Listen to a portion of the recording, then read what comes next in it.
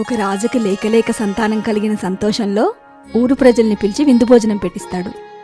ప్రజలందరూ హాజరయ్యి ఎంతో ఆనందంతో భోంచేస్తుండగా అప్పుడే ఒక గ్రద్ద పావును చంపి తన కాళ్లతో పట్టుకుని అటుగా ఆకాశంలో ఎగురుతూ పోతుంది.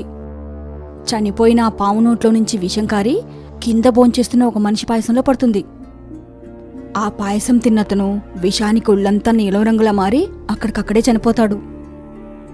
అతని మరణానికి కారణమైన ఆ పాపాన్ని రాజు లెక్కలో వెయ్యాలా, గ్రద్ద లెక్కలో వెయ్యాలా, లేక ఆ పాము లెక్కలో వెయ్యాలా అని అర్థం కాక యమధర్మరాజే గందరగోళంలో పడతాడు.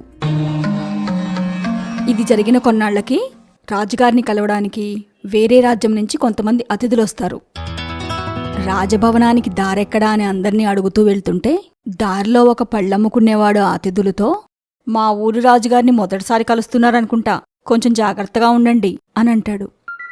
ఆ అతిథులకేం అర్థం కాక ఆశ్చర్యంతో ఎందుకని అని అడుగుతారు. అందుకా పళ్ళమ్ముకునేవాడు, రాజుగారి ఆతిథ్యం అలా ఉంటుంది మరి, తను పెట్టిన భోజనం తింటే మీ ప్రాణాలకే ముప్పు రావచ్చు అని వెటకారంగా నవ్వుతూ అంటాడు.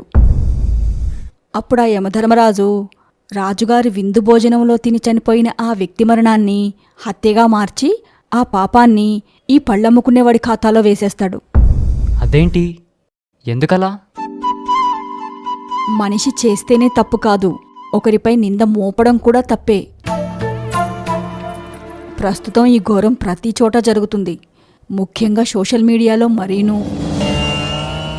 కొందరు మూర్ఖత్వంతో వ్యూస్ కోసమో లేదా ఫేమస్ అవడం కోసమో సున్నితమైన అంశాన్ని కూడా తప్పుడు వీడియోలు చేసి లేదా తప్పుడు మెసేజెస్ని జనానికి చేరవేస్తున్నారు.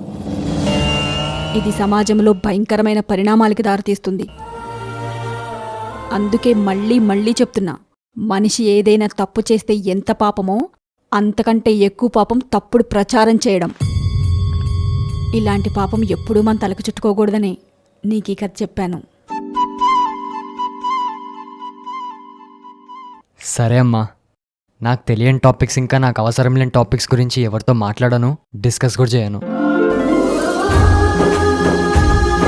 హైందవ ధర్మాన్ని ఇంకా ముందుకు నడిపించడానికి మేం చేస్తున్న కృషిలో మీరు భాగస్వాములు అవ్వాలంటే స్క్రీన్పై కనిపిస్తున్న క్యూఆర్ కోడ్ స్కాన్ చేసి లేదా స్క్రీన్పై కనిపిస్తున్న అకౌంట్ నెంబర్కి మీకు తోచిన రుసుము చెల్లించొచ్చు.